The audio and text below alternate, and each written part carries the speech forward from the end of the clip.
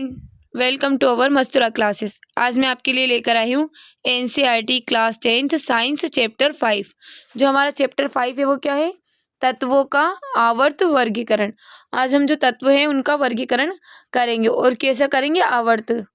नवीं कक्षा में हमने सीखा कि हमारे आसपास के पदार्थ तत्व मिश्रण एवं यौगिक के रूप में उपस्थित रहते हैं। हमने यहाँ भी सीखा कि तत्व एक ही प्रकार के परमाणु से बने होते हैं। क्या आप जानते हैं कि आज तक कितने तत्वों का पता चल चुका है? आज तक हमें 118 तत्वों की जानकारी है। इन सभी तत्वों के गुण भिन्न भिन्न हैं। इनमें से जो हमारे 94 तत्व प्राकृतिक रूप से पाए जाते हैं। जैसे जैसे विभिन्न तत्वों की खोज हो रही थी, वैज्ञानिक इन तत्वों के गुणधर्मों के बारे में अधिक से अधिक जानकारी एकत्र करने लगे। उन्हें तत्वों की इन जानकारियों को व्यवस्थित करना बड़ा ही कठिन लगा। उन्होंने इन गुणधर्मों में एक ऐसा प्रतिरूप ढूंढना आरंभ किया जिसके आधार पर इतने सारे तत्वों को आसानी से अध्ययन किया जा सके। अव्यवस्थित को व्यवस्थित करना, तत्वों के वर्गीकरण के प्रारंभिक प्रयास। हमने पढ़ा कि कैसे विभिन्न वस्तुओं एवं प्राणियों को उनके गुणधर्म के आधार पर वर्गीकृत किया जा सकता है। अन्य स्थितियों में भी हमें गुणधर्मों के आधार पर व्यवस्थित होने के उदाहरण मिलते हैं। जैसे दुकानों में साबुनों को एक साथ एक स्थान पर रखा जाता है, जबकि बिस्कुटों को एक साथ दूसरे स्थान पर रखा जाता है। यहाँ तक कि साबुनों में भी नहाने के साबुन कपड़ा धोने के साबुन से अलग रखा जाता है। इसी प्रकार वैज्ञानिकों ने भी तत्वों को उनके गुणधर्मों के आधार पर वर्गीकृत करने के लिए प्रयास किए ताकि अव्यवस्थित को व्यवस्थित किया जा सके। सबसे पहले ज्ञात तत्वों को धातु एवं अधातु में वर्गीकृत किया गया। जैसे से तत्वों एवं उनके गुणधर्मों के बारे में हमारा ज्ञान बढ़ता गया, वैसे वैसे उन्हें वर्गीकृत करने का प्रयास किया गया। डोबेराइनर के त्रिक। सन 1817 में जर्मन रसायनज्ञ वुल्फगांग डोबेराइनर ने समान गुणधर्मों वाले तत्वों को समूह में व्यवस्थित करने का प्रयास किया। उन्होंने 3-3 तत्वों वाले कुछ समूहों को चुना एवं उन समूहों को त्रिक कहा। डोबेराइनर ने बताया कि त्रिक के तीनों तत्वों को उनके परमाणु द्रव्यमान के आरोही क्रम में रखने पर बीच वाले तत्व का परमाणु द्रव्यमान अन्य दो परमाणु द्रव्यमान का लगभग औसत होता है। उदाहरण के लिए लिथियम Li, सोडियम Na और पोटेशियम K वाले त्रिक पर ध्यान दीजिए, जिनके परमाणु द्रव्यमान क्या है? क्रमशः 6.9, 23.0 और यहाँ पर क्या था? 39.0 है। लिथियम एवं पोटेशियम के परमाणु द्रव्यमान का औसत क्या है? सोडियम के परमाणु के द्रव्यमान से इसकी तुलना कैसे की जा सकती है? निम्न सारणी में 5.1 में तीनों तत्वों के कुछ समूह दिए गए हैं। इन तत्वों को परमाणु द्रव्यमान के आरोही क्रम में ऊपर से नीचे की ओर व्यवस्थित किया गया है। क्या आप बता सकते हैं कि इनमें कौन सा समूह डोबेराइनर त्रिक बनाता है? अब हम यहाँ पर देख सकते हैं, कल्पना कीजिए कि आपको तथा आपके दोस्तों को टुकड़ों में बांटा हुआ एक नक्शा मिलता है जो किसी खजाने का पता बताता है। क्या उस खजाने तक रास्ते का पता लगाना आसान होगा या अव्यवस्थित? रासायनिक विज्ञान में भी ऐसी ही अव्यवस्था थी। तत्व तो ज्ञात थे, लेकिन उनके वर्गीकरण एवं अध्ययन की कोई विधि ज्ञात नहीं थी, जैसा कि आप यहाँ पर चित्र में देख सकते हैं। अब हम आगे बढ़ते हैं। सारणी 5.1। समूह ए के तत्व परमाणु द्रव्यमान, समूह बी के तत्व परमाणु द्रव्यमान, समूह सी के तत्व और उनका परमाणु द्रव्यमान। एन का परमाणु द्रव्यमान क्या? 14। यहाँ पर हम देखते हैं पी का क्या है? 31 और एस का क्या है? 74.9। अब हम यहाँ पर देखते हैं समूह बी के। सी ए क्या है? 14.1, एस आर 87.6, बी ए 137.3। ऐसे यहाँ पर सी एल का क्या है? 35.5, बी आर का है 79.9 और आई का है 126.9। आप देखेंगे कि समूह बी तथा सी डोबेराइनर त्रिक बनाते हैं। डोबेराइनर उस समय तक ज्ञात तत्वों में केवल त्रिक ही ज्ञात कर सकते थे, इसलिए त्रिक में वर्गीकृत करने की यह पद्धति सफल नहीं रही। JW डोबेराइनर, जुहान वुल्फगांग डोबेराइनर ने जर्मनी के म्यून्सबर्ग में औषधि विज्ञान की पढ़ाई की। उसके बाद स्ट्रेसबर्ग में रसायन शास्त्र का अध्ययन किया। फिर वे जेना विश्वविद्यालय में रसायन के औषधि विज्ञान के प्रोफेसर बन गए। उन्होंने ही सबसे पहले प्लेटिनम को उत्प्रेरक के रूप में पहचाना तथा समान त्रिक की खोज की, जिससे तत्वों की आवर्त सारणी का विकास हुआ। डोबेराइनर त्रिक, जैसे कि हम देख सकते हैं LICACL, NASR BR और यहाँ पर क्या है KBAI। तो हम यहाँ पर इनको वर्गीकृत कर सकते हैं। न्यूलैंड का अष्टक सिद्धांत। डोबेराइनर के प्रयासों ने दूसरे रसायनज्ञों को तत्वों के गुणधर्मों का उनके परमाणु द्रव्यमान के संबंध स्थापित करने के लिए प्रोत्साहित किया। सन 1866 में अंग्रेज वैज्ञानिक जॉन न्यूलैंड्स ने ज्ञात तत्वों को परमाणु द्रव्यमान के आरोही क्रम में व्यवस्थित किया। उन्होंने सबसे कम परमाणु द्रव्यमान वाले हाइड्रोजन से आरंभ किया तथा 56वें तत्व थोरियम से इसे समाप्त किया। उन्होंने पाया कि प्रत्येक 8वें तत्व का गुणधर्म पहले तत्व के गुणधर्म के समान है। उन्होंने इसकी तुलना संगीत के अष्टक से की और इसलिए उन्होंने इसे अष्टक का सिद्धांत कहा। इसे न्यूलैंड्स का अष्टक सिद्धांत के नाम से जाना जाता है। न्यूलैंड्स के अष्टक में लिथियम एवं सोडियम के गुणधर्म समान थे। सोडियम लिथियम के बाद 8वां तत्व है। इसी तरह बेरिलियम एवं मैग्नीशियम भी अधिक समानता है। न्यूलैंड्स के अष्टक के मूल रूप में एक भाग सारणी 5.3 का दिया गया है। अब हम देखते हैं यहाँ पर सारणी न्यूलैंड्स का अष्टक, जो हमारा यहाँ पर क्या है HFCl सायडो तथा NiBr रेरे LiNaKCuRb गामी, इसमें क्या है BeMgCaZnSr और माफा यानी BAlSrYCe तथा La। अब देखते हैं पासो CSITIINZR थाल, यहाँ पे NPMNAS और यहाँ पर NITOSFEAC।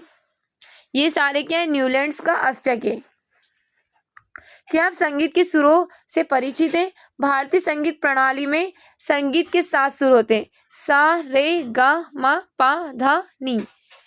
पाश्चात्य में संगीत में लोग इन सुरों को ऐसे उपयोग करते हैं डो रे मी फा सो ला टी सुर के स्केल पूर्ण टोन और अर्ध टोन आवर्ती अंतराल से अलग किए हुए होते हैं। इन सुरों का उपयोग कर कोई संगीतकार संगीत की रचना करता है। स्पष्ट है कि कुछ सुर बार बार दोहराए जाते, प्रत्येक 8वां सुर पहले सुर जैसा होता है तथा अगली पंक्ति का पहला सुर होता है। ऐसा देखा गया है कि अष्टक का सिद्धांत केवल कैल्शियम तक ही लागू होता था, क्योंकि कैल्शियम के बाद प्रत्येक 8वें तत्व का गुणधर्म पहले तत्व से नहीं मिलता है। न्यूलैंड्स ने कल्पना की कि प्रकृति में केवल जो यहाँ पर 56 तत्व विद्यमान है तथा भविष्य में कोई अन्य तत्व नहीं मिलेगा, लेकिन बाद में कई नए तत्व पाए गए जिनके गुणधर्म अष्टक सिद्धांत से मेल नहीं खाते थे। अपनी सारणी में इन तत्वों को समंजित करने के लिए न्यूलैंड्स ने 2 तत्वों को एक साथ रख दिया और कुछ असमान तत्वों को एक स्थान पर रख दिया। क्या आप सारणी 5.3 में ऐसे उदाहरण ढूंढ सकते हैं? ध्यान दीजिए कि कोबाल्ट तथा निकेल एक साथ में है तथा इन्हें एक साथ उसी स्तंभ में रखा गया है जिसमें फ्लोरीन, क्लोरीन एवं ब्रोमीन। यद्यपि इनके गुणधर्म उन तत्वों से भिन्न है।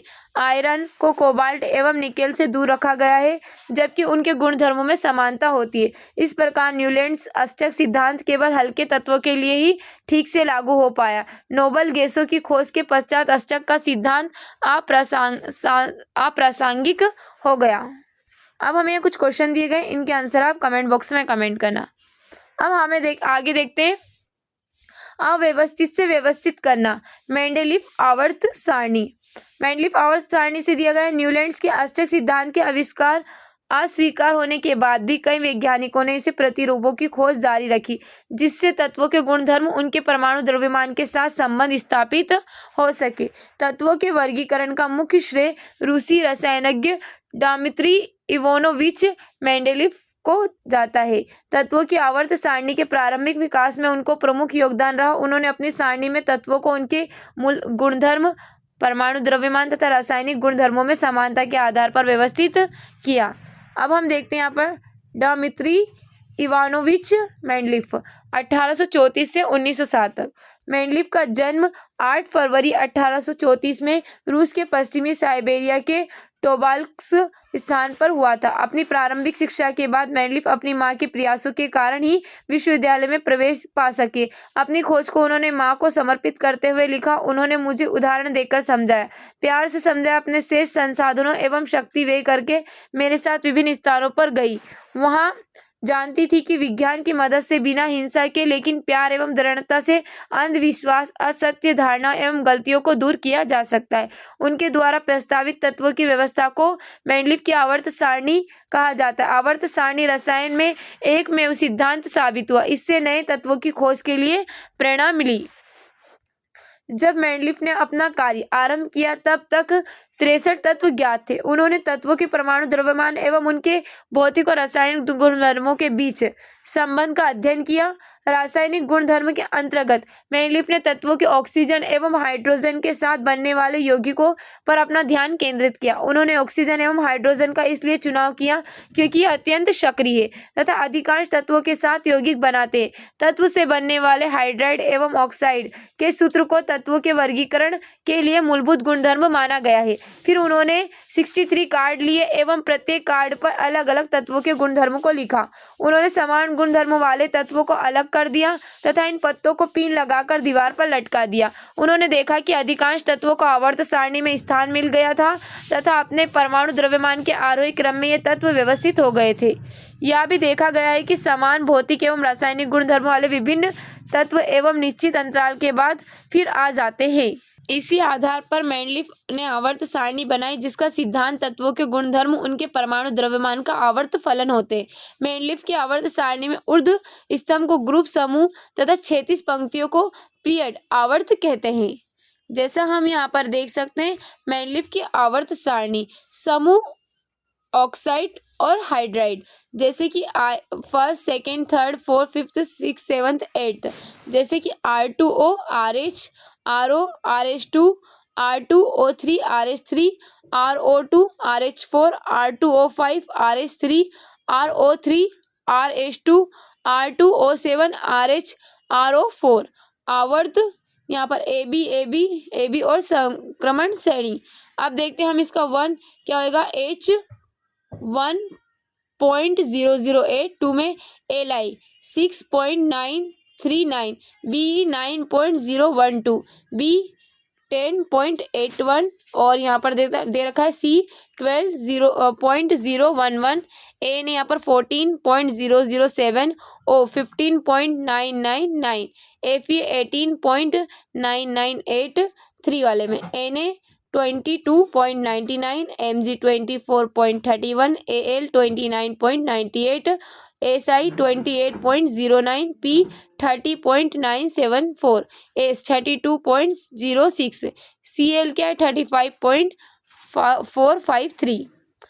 फोर्थ प्रथम श्रेणी द्वितीय श्रेणी, जैसे कि हम देखते हैं कि 39.102, Cu 63.54, Ca 40.08, Zn 65.37, Sc 44.96, Ga 69.72, Ti 47.90, Ge 72.59, V 50.94, As 74.92, Cr 50.20, Ac 78.96, Mn 54.94, Br 69.909, Fe 55.85, CO 58.93 और Ni क्या है F8 58.71।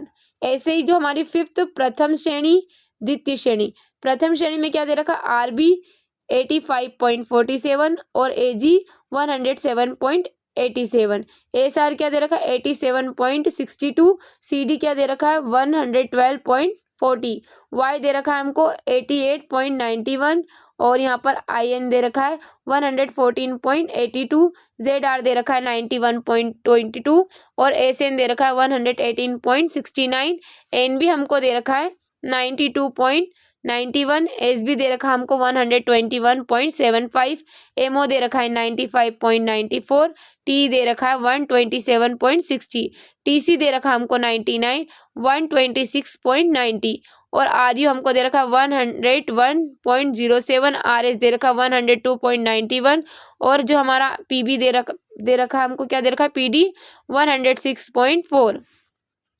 सिक्स्थ वाले में प्रथम श्रेणी द्वितीय श्रेणी, CS दे रखा है हमको 132.90, फिर ऐसे दे रखा है बी 137.34, एल ए दे रखा है 138.91, एच एफ दे रखा है 178.49 और यहाँ पर जो हमारा है डब्ल्यू 183.85, ओ एस दे रखा हमारा 190.2, आई आर दे रखा 192.2 और पी टी दे रखा 195.09, ए यू दे रखा 196.97, ए जी दे रखा है 200.59, टी आई दे रखा है 204.36, पी बी दे रखा है हमको 207.90 और बी आई दे रखा है हमको 208.98।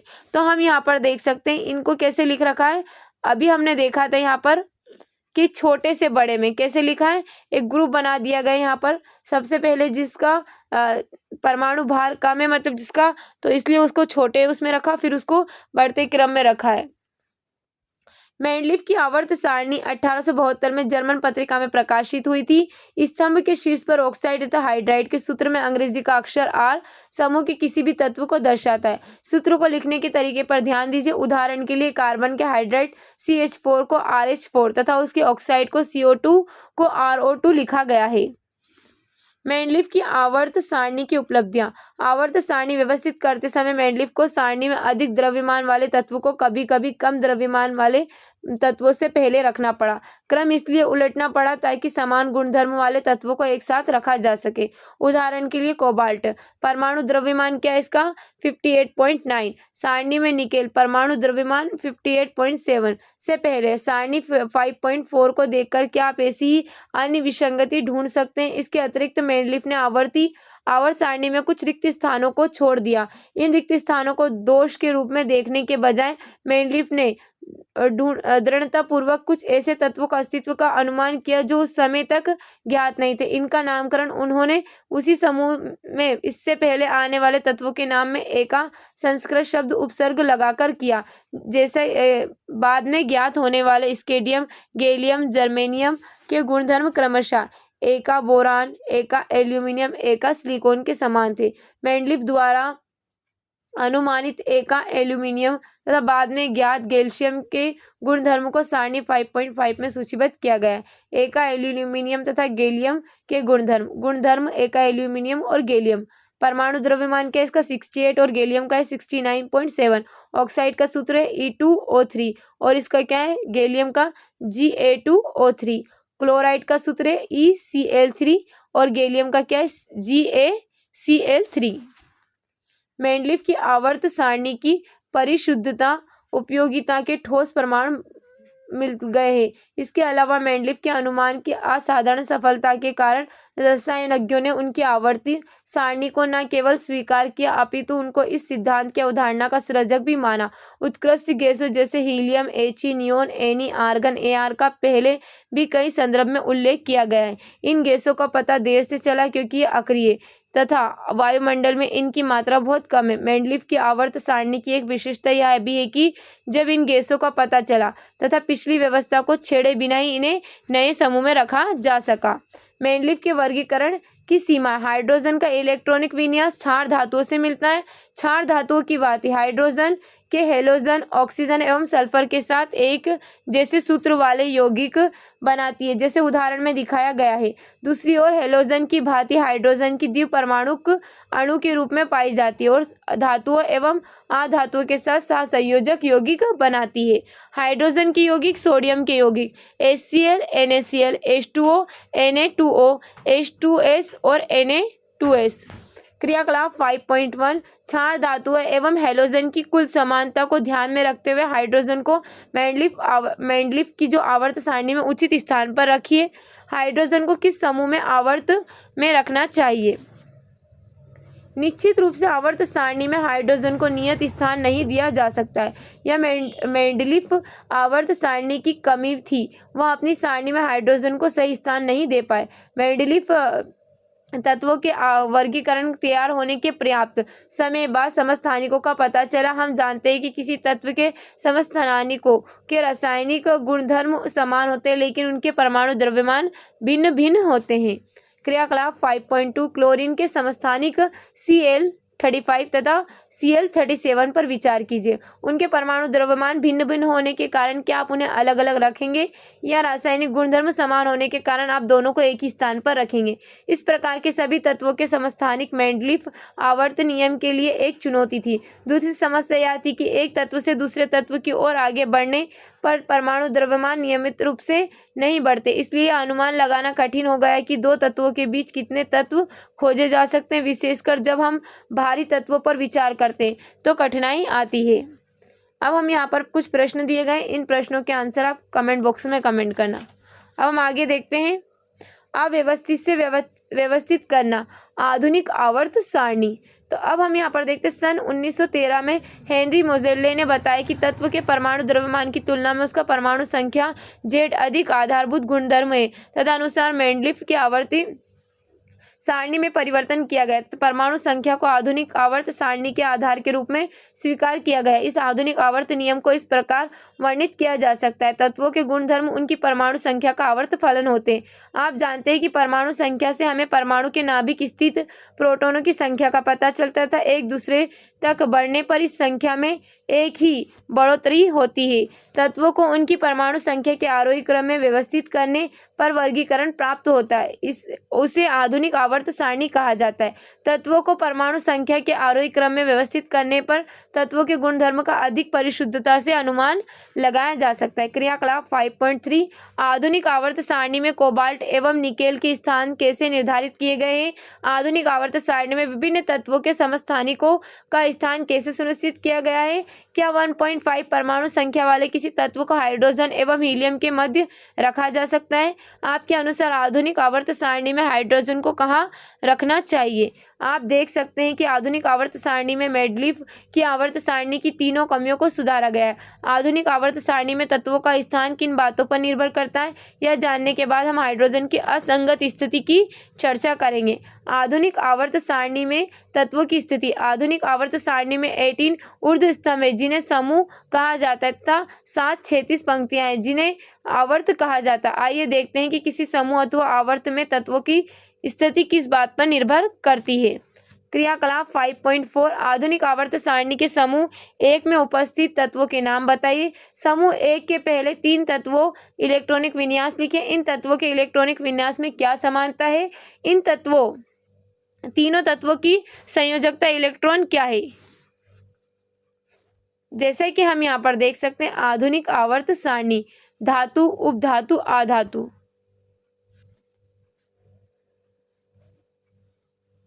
टेढ़ी मेढ़ी रेखा धातुओं का आधातुओं से अलग करती है। समूह संख्या जैसे कि हम यहाँ पर देख सकते हैं, H हाइड्रोजन 1.02 में क्या है यहाँ पर हमारा 3Li लिथियम 6.94 Be यानी बेरिलियम 9.0 और यहाँ पर क्या हमारा 11 Na सोडियम 23.0 12 Mg मैग्नीशियम 24.3। ऐसे ही हम यहाँ पर देख सकते हैं 3 यहाँ पर लिखा है और यहाँ पर क्या 4।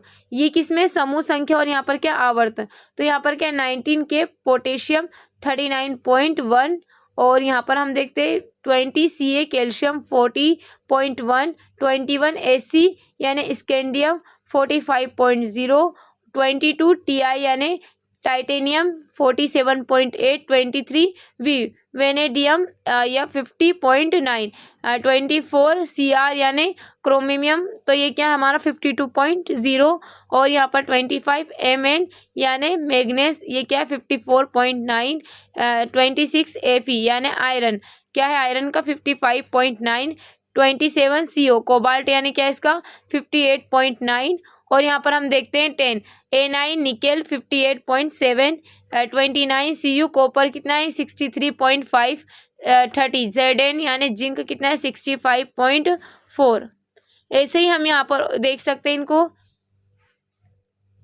He हीलियम 4.05 बोरॉन जो हमारा बोरॉन है कितना 10.8 C कार्बन 12.07 N यहाँ पर क्या नाइट्रोजन ये कितना हमारा यहाँ पर 14.0 ऑक्सीजन कितना है 16.0 Fe फ्लोरीन कितना है 19.0 N यानी नियोन कितना है 20.2 2। 13 Al एल्यूमिनियम कितना है 27.0। 14 Si यानी सिलिकॉन कितना है 28.1। 15 P यानी फोस्फोरस ये कितना है 31.0। एस यानी 16 सल्फर या एस कितना है यहाँ पर 32.1। 17 Cl यानी क्लोरीन ये कितना है यहाँ पर हमारा 35.5। 18 आर्गन ए आर कितना है हमारा ऑर्गन कितना है 39.9। तो ऐसे ही हम यहाँ पर इनको देख सकते हैं। जैसे हमें दिया गया 31 पे क्या है Ga यानी गैलियम कितना है 69.7। 32 क्या है हमारा जी जर्मेनियम कितना है 72.6। 33 As क्या है हमारा एस्रेनिक यहाँ पर कितना है 74.9। 34 Ac यानी सिलियनियम कितना है 79.0। 35 Br ये कितना है हमारा ब्रोमियन कितना है 79.9। और Kr यानी क्रिप्टन ये कितना हमारा 33.8। तो यहाँ पर ऐसे ही हम इनको इन सारणियों को हम देख सकते हैं। यहाँ पर हमें लेथेनाइट और एक्टेनाइट की भी सारणी दी गई है, तो आप इनको देख करके अच्छे से समझ सकते हैं। आप देखेंगे कि इन सभी तत्वों के संयोजकता इलेक्ट्रॉनों की संख्या समान है। इसी प्रकार आप देखेंगे कि एक ही समूह के सभी तत्वों के संयोजकता इलेक्ट्रॉनों की संख्या समान है। जैसे फ्लोरीन एफ और क्लोरीन जो समूह 17 के तत्व हैं, फ्लोरीन एवं क्लोरीन के भारी कोश में कितने इलेक्ट्रॉन है, इससे पता चलता है कि आधुनिक आवर्त सारणी में समूह भारी कोश के सर्वसम इलेक्ट्रॉनिक विन्यास को दर्शाता है। यद्यपि समूह में ऊपर से नीचे की ओर जाने पर कोशों की संख्या बढ़ती जाती है। हाइड्रोजन की स्थिति अनिश्चित रहती है क्योंकि इससे पहले आवर्त के समूह 1 या समूह 17 किसी में भी रखा जा सकता है। क्या आप बता सकते हैं ऐसा क्यों है? क्रियाकलाप 5.5 यदि आप आवर्त सारणी के आधुनिक रूप को देखें तो आपको पता चलेगा LiBeBCnOF तथा Ne दूसरे आवर्त के तत्वों है। इनका इलेक्ट्रॉनिक विन्यास लिखिए। क्या इन सभी तत्वों के भी संयोजकता इलेक्ट्रॉनों की संख्या समान है? क्या इनके कोशों की संख्या समान है? आप देखेंगे कि इन दूसरे आवर्त के तत्व संयोजकता इलेक्ट्रॉनों की संख्या तो भिन्न भिन्न है, लेकिन इनमें कोशों की संख्या समान है। आप यहाँ भी देखेंगे कि आवर्त में बाईं से दाईं ओर जाने पर यदि परमाणु संख्या में इकाई की वृद्धि होती है तो संयोजकता इलेक्ट्रॉनों की संख्या में भी इकाई में वृद्धि होती है। आप कह सकते हैं कि अध्याशित कोशों की समान संख्या वाले विभिन्न तत्वों के परमाणु एक ही आवर्त में स्थित है। Na Mg Al Si P S Cl एवं Ar आधुनिक आवर्त सारणी के तीसरे आवर्त में स्थित है क्योंकि इनके परमाणु के इलेक्ट्रॉन Kl एवं N M कोशों में स्थित है। इन तत्वों के इलेक्ट्रॉनिक विन्यास लिखकर इस कथन की पुष्टि कीजिए। प्रत्येक आवर्त दर्शाता है कि एक नया कोश इलेक्ट्रॉन से भरा गया है। पहले, दूसरे और तीसरे और चौथे आवर्त में कितने तत्व हैं?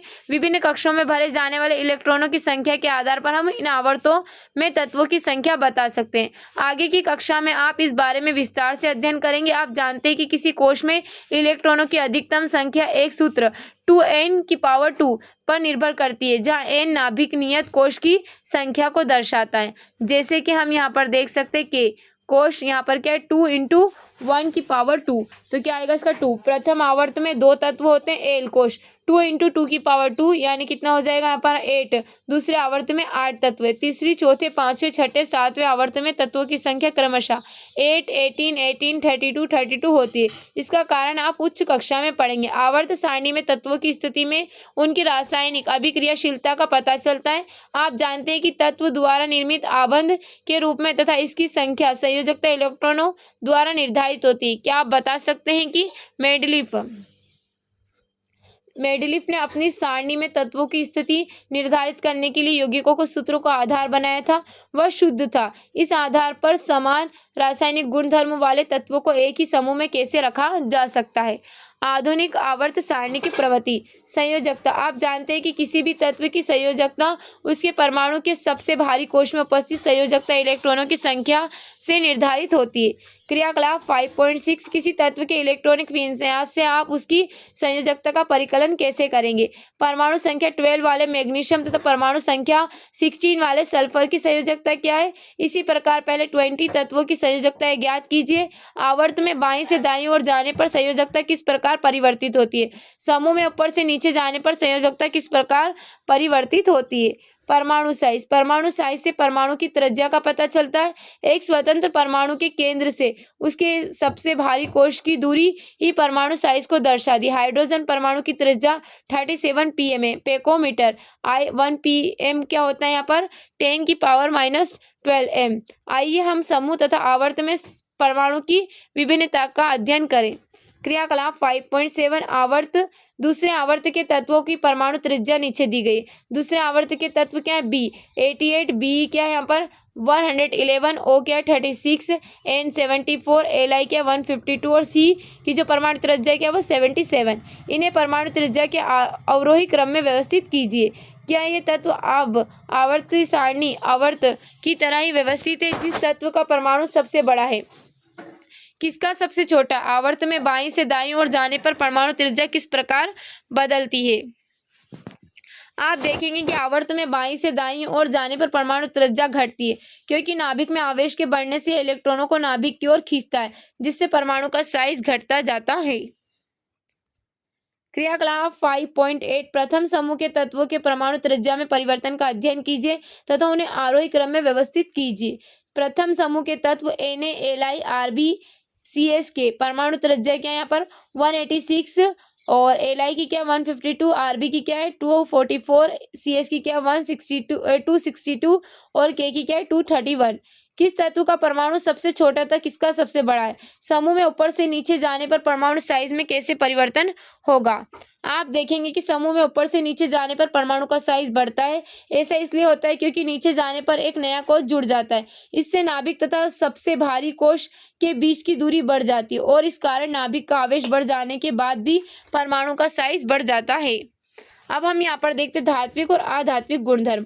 क्रियाकलाप 5.9 तीसरे आवर्त के तत्वों की जांच कर उन्हें धातु एवं अधातु में वर्गीकृत कीजिए। सारणी के किस और धातुएं स्थित है? सारणी के किस और अधातुएं स्थित है? Na एवं Mg जैसी धातुएं सारणी के बाईं ओर, सल्फर एवं क्लोरीन अधातुएं दाईं ओर स्थित है। मध्य में सिलिकॉन स्थित है, जैसे अर्ध धातु या उपधातु कहते हैं। यह अधातु एवं धातु दोनों के गुणधर्म प्रदर्शित करती है। आधुनिक आवर्त सारणी में एक टेढ़ी मेढ़ी रेखा धातुओं को अधातु से अलग करती है। इस रेखा पर आने वाले तत्व बोरोन, सिलिकॉन, जर्मेनियम और आर्सेनिक, एटमनी और यहाँ पर क्या है टेलुरियम एवं पोलोनियम धातुओं एवं अधातुओं दोनों के गुणधर्म प्रदर्शित करते हैं, इसलिए इन्हें अर्ध धातु या उपधातु भी कहते हैं। तीसरे अध्याय में हमने देखा था कि आबंध बनाने समय धातु में इलेक्ट्रॉन त्यागने की प्रवृत्ति होती है, अर्थात यह विद्युत के धनात्मक होते हैं। क्रियाकलाप 5.10 समूह में इलेक्ट्रॉन त्यागने की प्रवृत्ति किस प्रकार बदलती है? आवर्त में यह प्रवृत्ति कैसे बदलेगी? आवर्त में जैसे जैसे संयोजकता कोश के इलेक्ट्रॉनों पर किया जाने वाला प्रभावी नाभिक आवेश बढ़ता है, इलेक्ट्रॉन त्यागने की प्रवृत्ति घट जाती है। समूह में नीचे की ओर संयोजकता इलेक्ट्रॉन पर क्रिया करने वाला प्रभावी नाभिक आवेश घटता है, क्योंकि सबसे भारी इलेक्ट्रॉन नाभिक से दूर होते, इसलिए इलेक्ट्रॉन सुगमता पूर्वक निकल जाते, इसलिए धात्विक अभिलक्षण आवर्त में घटता है तथा समूह में नीचे जाने पर बढ़ता है। दूसरी ओर अधातुएं विद्युत ऋणात्मक होती है, उनमें इलेक्ट्रॉन ग्रहण करके आबंध बनाने की प्रवृत्ति होती है। आइए इन गुणधर्मों की विविधता के बारे में जानकारी प्राप्त करते हैं। क्रियाकलाप 5.11 आवर्त में बाईं से दाईं ओर जाने पर क्या होता है? यहाँ पर इलेक्ट्रॉन ग्रहण करने की प्रवृत्ति कैसे परिवर्तित होगी?